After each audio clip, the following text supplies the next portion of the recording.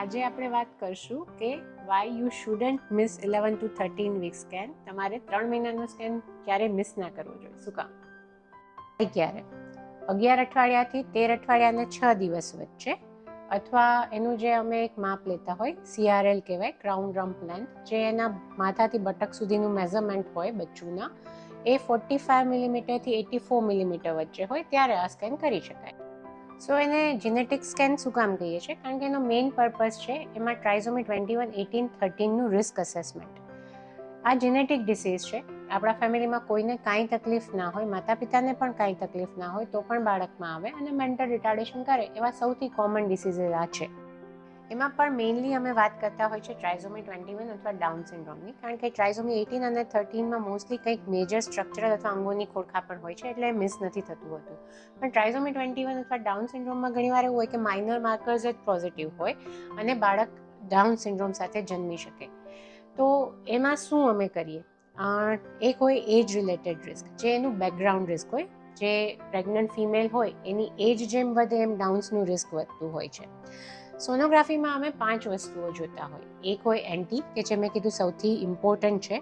નકલ ટ્રાન્સનુઅન્સી, નકલ એટલે નેક, ગળાની ચામડીની નીચે એક ફ્લુઇડ કલેક્શન હોય જે નોર્મલ છે, એનું મેઝરમેન્ટ લઈએ, જેને કહેવાય એન્ટી. એના સિવાય નાકનું હાડકું, નેઝલ બોન. થર્ડ આવે હાર્ટ રેટ.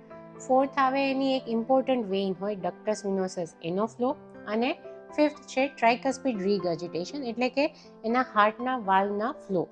આ 5 વસ્તુઓ જોઈએ.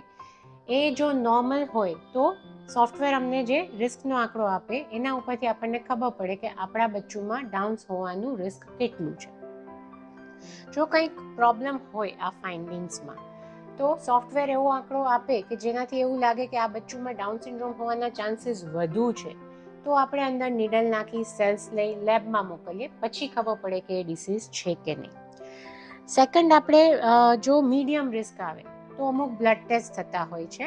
એના વિશે હું બીજા વિડીયોમાં કહીશ. તો એ બ્લડ ટેસ્ટ ઉપરથી આપણે આઈધર લો રિસ્કમાં કે હાઈ રિસ્કમાં ખબર પડી જતી હોય. અને એટલું સોનોગ્રાફીનું હું ડિટેક્શન રેટની વાત કરું તો ડાઉન સિન્ડ્રોમના સ્ક્રીનિંગ માટે સોનોગ્રાફી એન્ટી સ્કેનનો ડિટેક્શન રેટ છે અરાઉન્ડ 85 to 90%. અને એમાં આપણે જો ડિટેક્શન રેટ વધારવો હોય તો ડબલ માર્કર અથવા NIPT કરાવીને આપણે ડિટેક્શન રેટ વધારી શકતા હોઈએ છીએ. સો જીનેટિકનું સ્ક્રીનિંગ કરીએ. એના પ્લસ આપણે અત્યારના સ્ટ્રક્ચરલ પ્રોબ્લેમ્સ માટે પણ જોતા હોય, બધા અંગોનો વિકાસ બરાબર છે કે નહીં એ જોઈએ. અને જો 13 અઠવાડિયા પ્રમાણે જે રીતના અંગોનો વિકાસ હોવો જોઈએ એ રીતે બરાબર દેખાય તો આપણે 50% અંગોની ખોડખાપણ પણ અત્યારે નીકળી જતી હોય. એના પ્લસ આપણે EDD સેટ કરતા હોય છે, એક્સપેક્ટેડ ડેટ ઓફ ડિલિવરી. એટલે અત્યારે જે ગ્રોથ હોય એ પ્રમાણે ડિલિવરીની ડેટ સેટ થાય. એના પ્લસ યુટ્રાઇન આર્ટરીનો ફ્લો જોઈ અને એના ઉપરથી પ્રેગ્નન્સીમાં બ્લડ પ્રેશર આવવાના ચાન્સીસ અને બચ્ચુનું વજન ઓછું થવાના ચાન્સીસ એ પણ થોડું આઈડિયા આવે. અને એક ઇકોસ્પ્રિન નામની દવા હોય એ જરૂર લાગે તો સ્ટાર્ટ થઈ શકે. અને ગર્ભાશયનું મુખ, જે સર્વાઇકલ લેન્થ, એ જોઈને આપણને પ્રીટર્મ ડિલિવરીના ચાન્સીસ પણ ખબર પડી શકે.